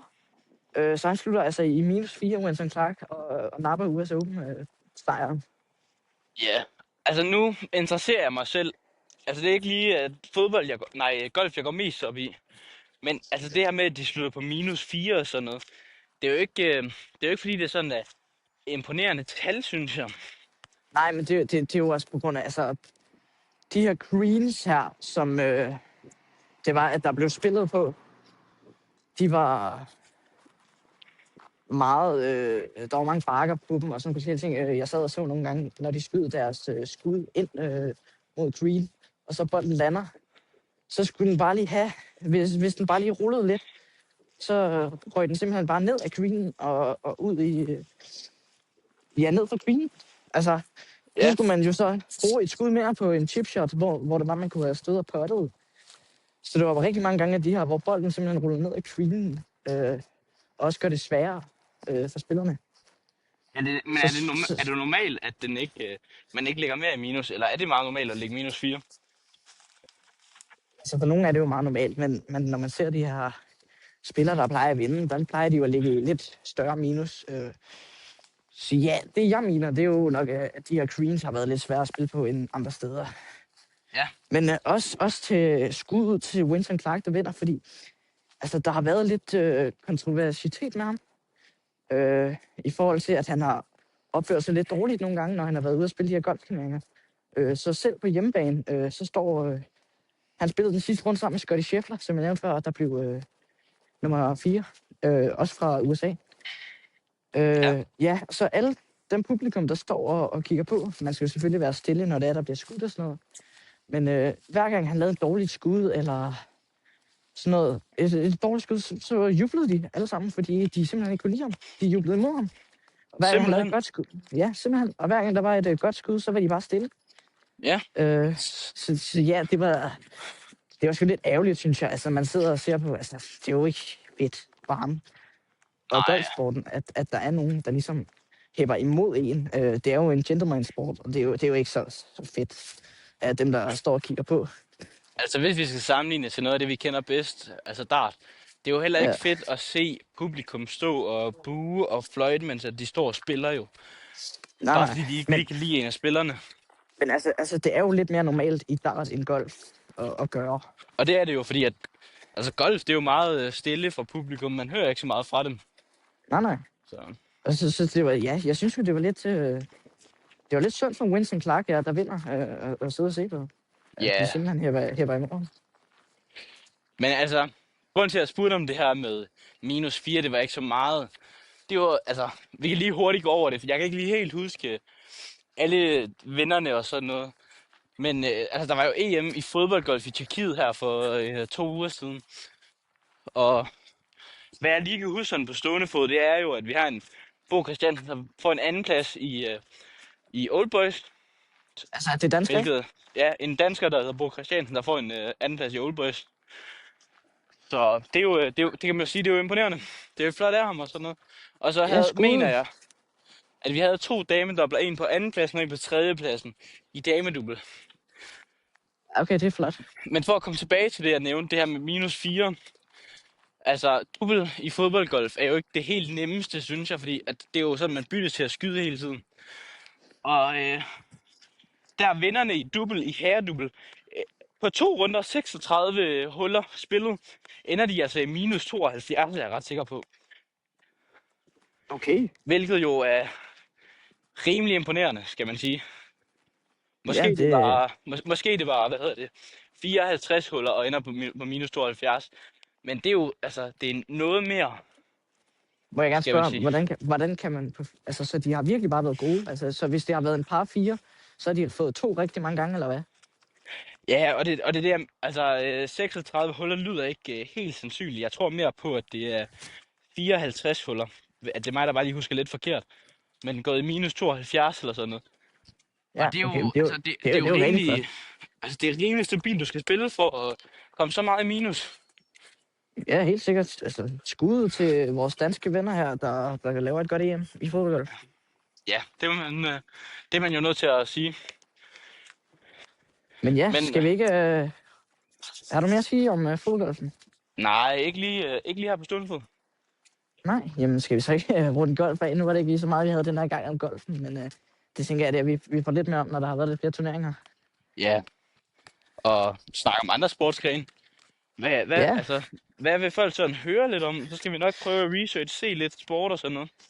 ja, Hvis altså det, vi har jo, vi har jo begge to Messenger. Skriv til os, hvis der er et eller andet vi skal, sports, vi skal snakke om. eller, eller hvis vi uploader det her på YouTube, så op der ind i kommentarfeltet og skriv, Ja, hvad vi ser, hvad vi hører, vi snakker om og sådan noget. Og, ja, det er vi åbne for. men skal vi godt sætte den helt store nu, Mini? Det er helt stort. Altså, er der andres, er de lidt mindre sportsgrene, vi skal ind på, eller er det nu, vi er ved at runde af? Altså, jeg vil sige, jeg har ikke flere af de der mere niche sportsgrene, hvis man skal kalde det. Nej, okay. Jamen, Så hvis du er klar til at vi, snakke om det helt store fodbolden. vi skal ikke lige måske ind på, at der lige er startet Wimbledon i tennis. Jo, Wimbledon. Det er selvfølgelig Ja, rigtigt. Den ja, kan lige over, sgu da. ja. Jamen, altså, vi har jo haft eneste dansker med. Det var i damerækken. Det er Clara Tauson, men hun taber altså allerede første kamp. Så de er jo lige startet, så der har ikke været så mange resultater endnu, men ja, en fed turnering også at se på. Så den kommer vi vel til at snakke lidt mere om, når de kommer lidt længere ind. Det tænker jeg, når vi når til de lidt større kampe, og nok noget til kvart semi, sådan noget stykke. Ja, og så ellers er Der er der jo også faktisk, ja, startet Tour de der, France. ja, det skulle jeg lige til at sige. Der er jo faktisk en ting, vi glemte. Det var jo cykling. Tour de France. Ja, Hvad synes I om starten? men altså, vi har jo haft 2 etaper sidste i går der har vi, jeg mener, er det en enkeltstart, vi har? Det var en team trial. Ja, en De, team trial ting. så det er jo en enkelt start for hold, kan man sige. Ja, Så de kørte 8 personer ad gangen, og så kører de jo som et hold der. Og der kan man jo sige, at Jumbo Visma starter jo rigtig godt ud. Ja,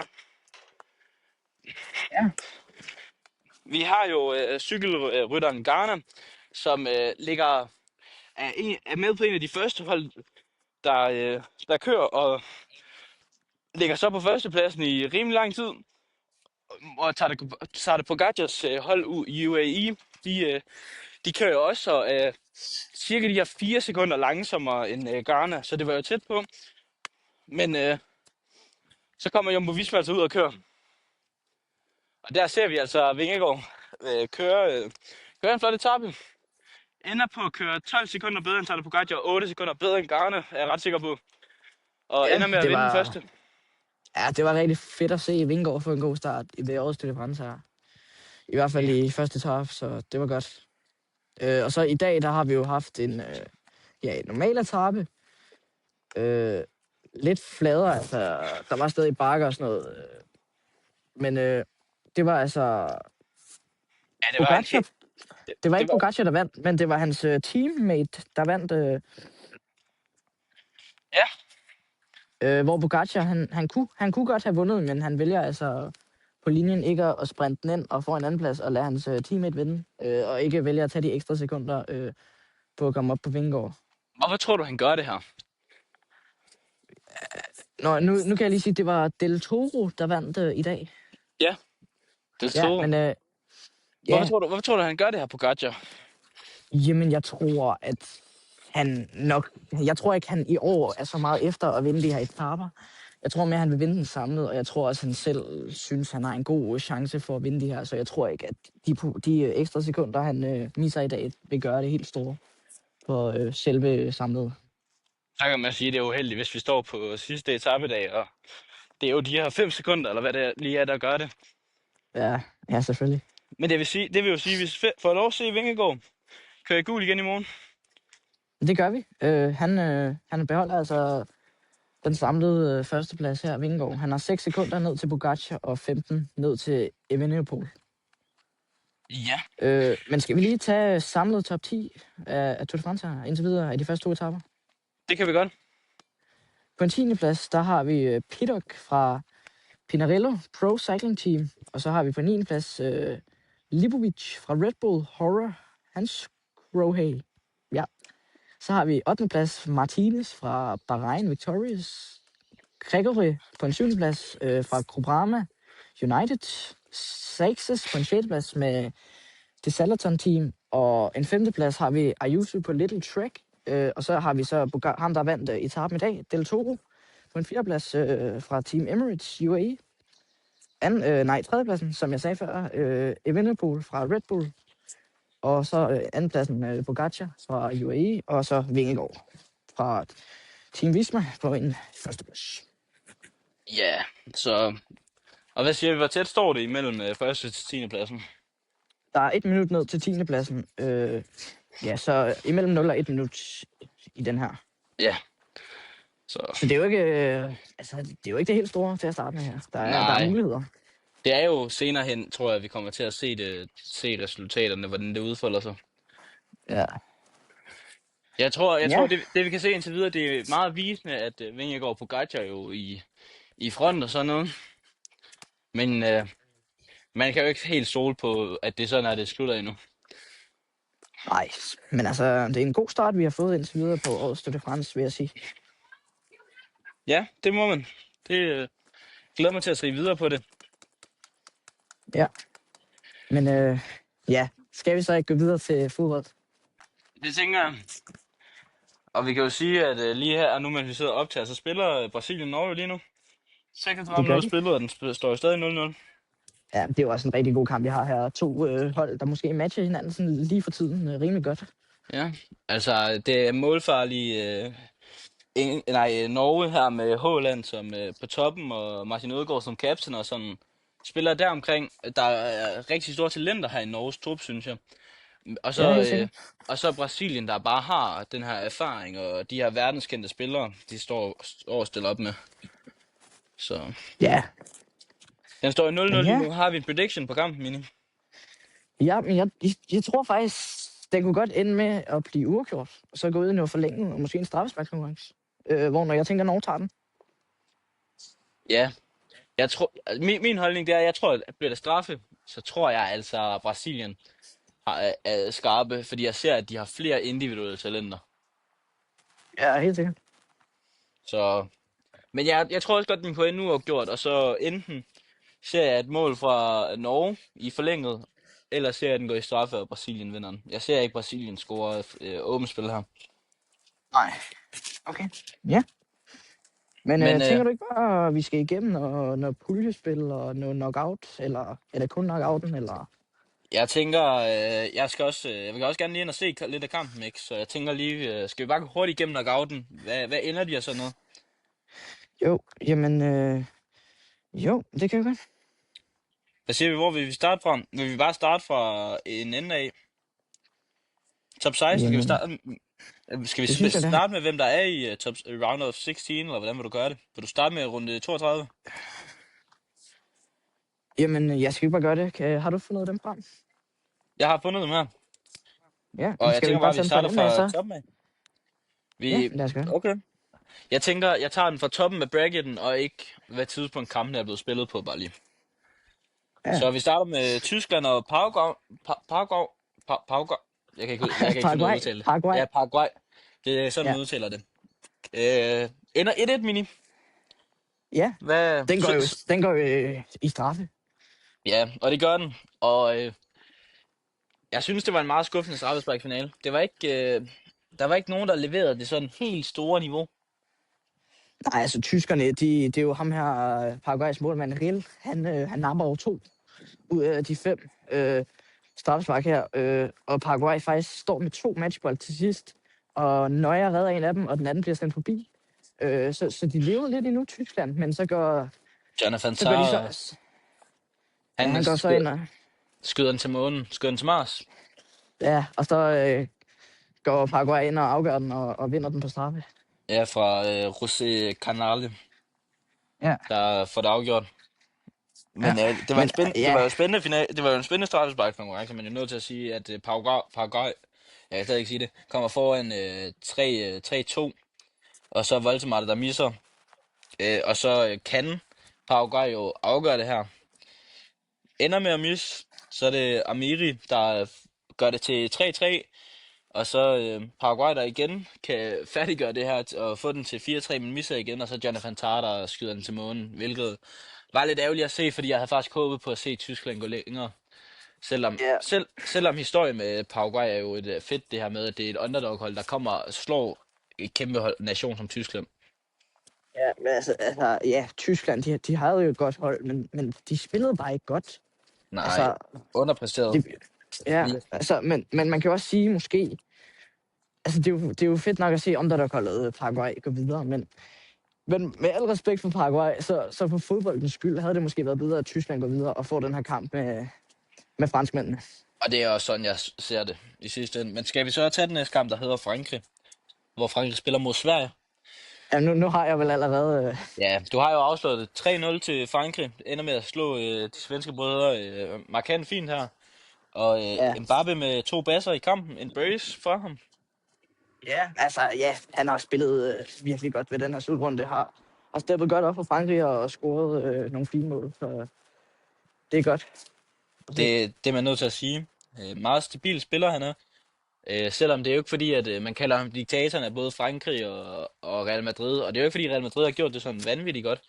Men altså, det Mbappe er ved at gøre lige nu, det er, at jeg ser, at han bygger sin karriere op på VM. Ligesom Pelé gjorde. Pelé var jo, han er en af verdens bedste, der aldrig spillet i nogle af de store ligaer, fordi han kun spillede i Brasilien jo. Ja, ja, ja. Så Men ja, solid kamp her. Frankrig, der spiller en fin kamp ja, mod Sverige. Og men Sverige, ja, det er ikke med de store chancer. nej. Men den næste kamp, Canada-Sydafrika, Ja, jeg tænker, det er en af de kampe, vi bare springer lettere over. Canada vinder 1-0. Ikke det mest spændende fodbold, synes jeg. altså, ja, Sydafrika, de går videre fra gruppen, og fedt for dem og sådan noget, men det er jo ikke det bedste fodbold, de spiller. Og, ja, Nej, Canada kan stille og roligt tage den her 1-0. det kan de. Men Canada, skal vi gå videre til, hvem de skal møde? Ja. Eller hvem de har mødt, kan vi jo så afsløre nu. Men de skal møde vinderne af Marokko og Holland igen. Kamp, der ender 1-1 her i Ja, ordinær men spilletid. altså, det er jo to store navne. Man kan også sige, det er jo to stærke puljer, der krydser over her. Det havde jo været lige meget, om man blev 1-2 eller 3, og så havde man mødt en stærk en. Og det havde man jo. Men altså, hvis vi kigger på kampen, ikke? Vi ser i 72. minut, at Gakpo, der scorer her til 1-0 i 72. Der hvor han scorer, han falder jo sammen på banen og begynder at græde, og det er jo fordi, at op til den her kamp, så hans ufødte barn ender jo med at dø, før det når at blive født, og landstræneren for Holland siger jo også til ham, at han synes, han skal tage hjem og sådan noget, men han vil gerne spille for sit hold. Der hvor han scorer det her mål, bryder han simpelthen ned i tårer og græder midt på banen, hvilket jeg synes, det er sødt at kigge på, og synd det her med, at han skal miste det ufødte barn. Men Det er rigtig synd for Gakpo, men al respekt for, at han bliver ved og skal ind og lave en basse her for Holland. ja, og altså, der er jeg bare nødt til at sige, det ærger mig, hvad det ender med resultatet, fordi jeg havde virkelig gerne gad at se Holland tage den her kamp, og så faktisk gå videre, men det ender jo med Marokko på straffespark, og vi så ikke noget imponerende på straffespark for nogen af holdene. Det var, Nej, der var keeper drops og bolde ved siden af målet og sådan noget, så det var ikke imponerende spil af nogen af dem, men Marokko der ender med at tage den 3-2. ja, ja, det var ikke imponerende straffespark. Man kan også se, at de første to kampe, der var der allerede 10 straffespark, der var misset, ikke? Så det har jo ikke været de vanvittige straffesparkspræstationer. Men Nej, alligevel skuddet til Marokko for at nappe den alligevel. det må man sige. Portugal, Kroatien. Og der har vi jo en historie, der går med, at Ronaldo aldrig havde scoret et mål før i en VM knockout. Han har så stadigvæk ikke scoret i åbent spil i knockout. Han får jo et straffespark, han scorer på her i 68. Hvor de er bagud 1-0 allerede. Og så i 4 minutters tillægstid, så scorer Ramos altså til 2-1 og sender Portugal videre. Ja, men altså, ja, det er jo, kan man sige, Portugal-Kroatien. Det havde jo været enten Ronaldo eller Modric, der skulle sige farvel til international fodbold. Ja, til Så landsholdsfodbold, ja, ikke så? en lidt jeg kan man sige, sad kamp. Altså uanset hvordan det var Uanset gået, så resultat. havde vi jo set et stort navn sige tak for den her gang. Ja, men altså, ja, det var jo ikke... ja, der var jo lidt kontrovers i forhold til, at de scorer jo til sidst, Kroatien, men at der bliver simpelthen annulleret målet. Der var rigtig mange annullerede mål for Kroatien i den kamp. Ja, Men det var især den sidste, at der har været meget, især på sociale medier, med om der var mål eller ej der. ja, og Altså, det er jo altså, den her med ja, dommerkendelsen, man mener, at, hvad hedder det, at fansene mener ikke, at dommerkendelsen var gået den rigtige vej.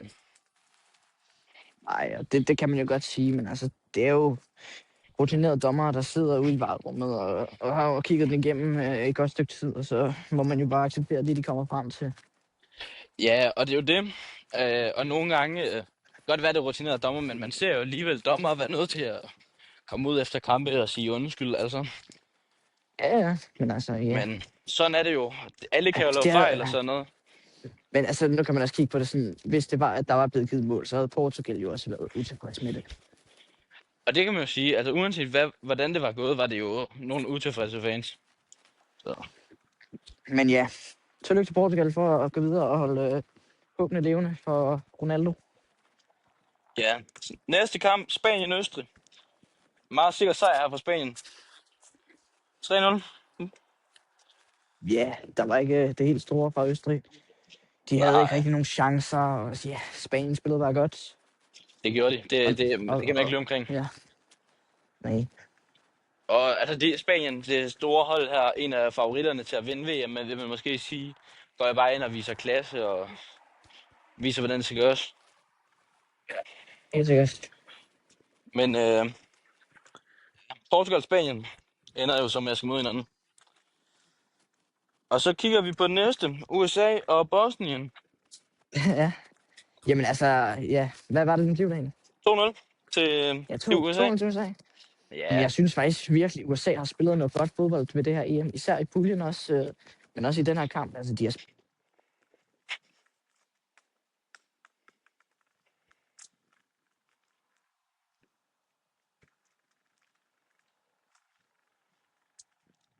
sorry, du gik lige ud for mig. Kan du lige nævne det igen?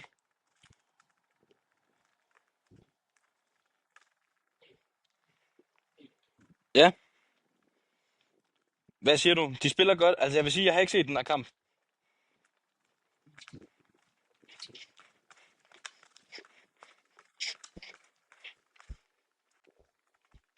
Hvad siger du? Altså min kører stadigvæk August, så 1,33, så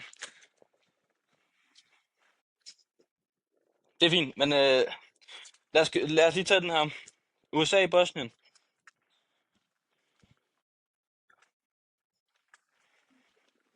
Ja, nå, men ja, det er jo en fin sejr 2-0 over Bosnien. Med nogle unge talenter og sådan noget. Altså,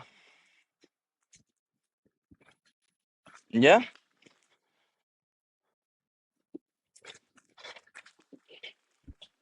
nej, det er man jo nødt til at sige. Men jeg tænker, vi har stadig mange kampe tilbage. Er du med på at bare lave noget speedrun af de sidste kampe? Så vi også lige kan nå ind og se anden halvleg af Norge-Brasilien. Jo, lad os det. Belgien-Senegal. 2-0 til Senegal. Ikke en kamp, jeg har set. Ikke to hold, jeg sådan har fulgt og ser det store fra længere hen i turneringen og sådan noget. Så nå, det er sgu da også mig, der kigger helt forkert. 3-2 til Belgien, jo.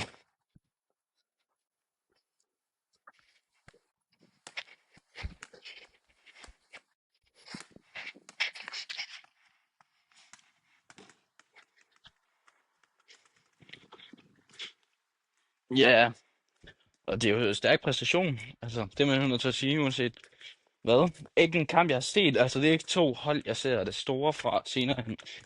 Så ja, næste kamp. Brasilien-Japan.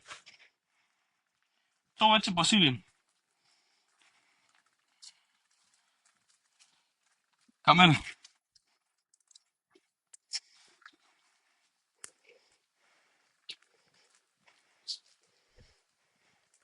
Ja.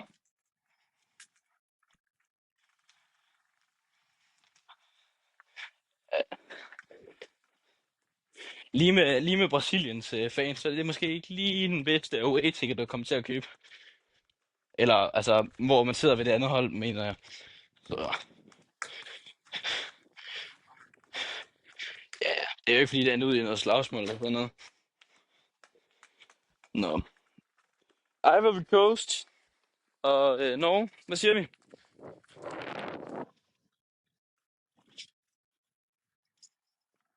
Har du helt ret i?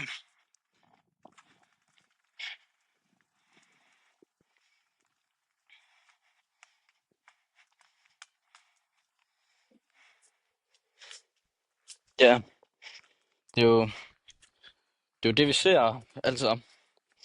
Altså, de har jo et stærkt hold Norge, og men som nordiske brødre, eller hvad man skal sige, så håber man da selvfølgelig, de kommer langt. Så ja,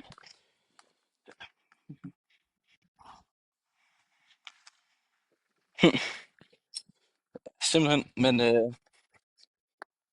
nå, stærkt, Mini. Skal vi, skal vi afslutte den her, så hvis du siger, eller vil du køre den færdig? Jamen, altså vi har Ecuador, Mexico. Mexico vinder 2-0. England, Congo. England vinder 2-0. Argentina, Kap Verde 3-2. Jo, det var det, jeg sagde. 2-1. Så stærkt. Men Argentina, Kap Verde 3-2, den kommer vi altså lige tilbage til. Australien, Egypten 1-1. Egypten vinder på straffe. Så har vi Schweiz, Algeriet 2-0 til Schweiz. Og så Colombia, Ghana 1-0. Og så i de kampe, der er blevet spillet, ser vi Frankrig vinde 1-0 over Paraguay. Og Marokko, der vinder 3-0 over Canada. Det er så... Jo, og det tænker jeg, vi er nødt til. Fordi at det er en vanvittig kamp. Argentina, der kommer foran 1-0 i første halvleg. Og så Kap Verde, der udligner 1-1. Øh, hvor de så ender med at spille sig ud i ekstra tid. Og så første halvleg i ekstra tid, så ser vi Argentina gøre det igen. Score til 2-1. Kommer foran igen. Og så Kap Verde. Den unge Kap Verde-spiller, ja, leverer jo vanvittigt mål fra kanten af boksen. Ja, og så kommer der jo et selvmål fra Borges sådan i anden halvleg af ekstra tiden, så den ender 3-2. Altså, for fodboldens skyld var jeg rigtig glad for det, men Kap Verde var bare sådan et fedt hold at følge. Og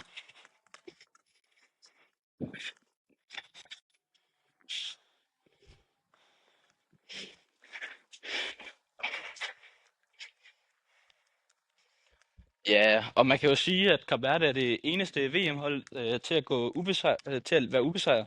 Sådan all time lige nu. Ja, så det er jo en fed historie, der har været, og det her med 48 hold giver jo noget. Men, men skal vi så lige hurtigt tage, hvem har du som favoritter?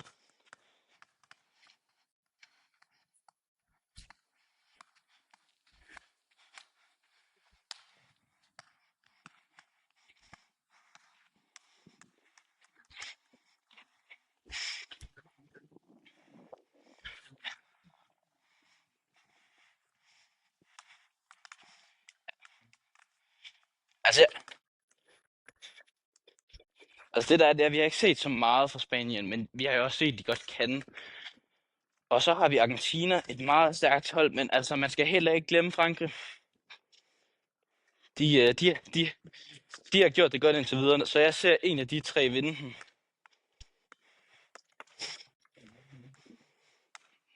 Helt vildt. Men var det afrunding, Mini? Skal vi sige tak for første episode?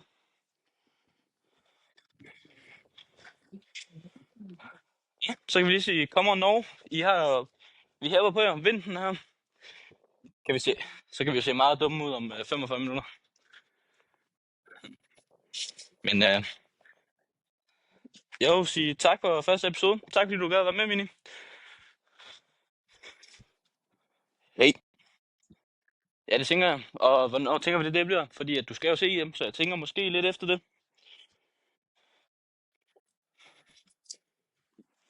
Ja, og snakke lidt om det og sådan nogle ting. Så skal vi sige, vi ses? Ja, vi ses. Yes. Hej.